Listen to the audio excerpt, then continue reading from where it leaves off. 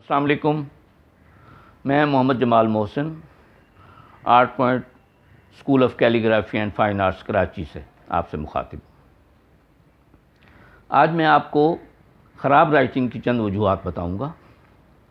وہ لوگ جو بال پوائنٹ استعمال کرتے ہیں وہ اکثر ان 3 وجوہات کی بنا پر اپنی ہینڈ رائٹنگ سے پریشان رہتے ہیں. نمبر 1، لکھتے ہوئے ان کی سپیڈ سلو ہو جاتی ہے.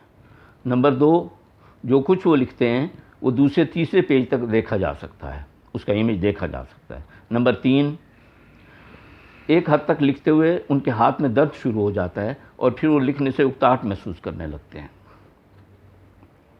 سب سے پہلے تو اس کا ایک حل یہ ہے کہ بال پوائنٹ کا استعمال ترک کر دیں، اس کی جگہ جیل پین استعمال کریں، اور اس کے بعد جس ٹول سے آپ لکھ رہے ہیں اس ٹول کی گرپ یعنی اپنے ہاتھ کی گرپ جو ہے نا وہ لوز کریں.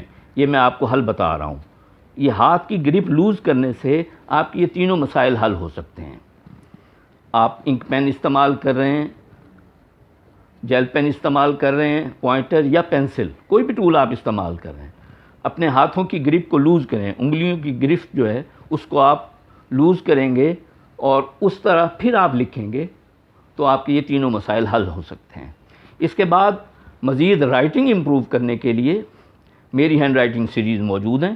میری ویب سائٹ handwriting.pk، اس پہ جائیں اور آج ہی آرڈر کریں.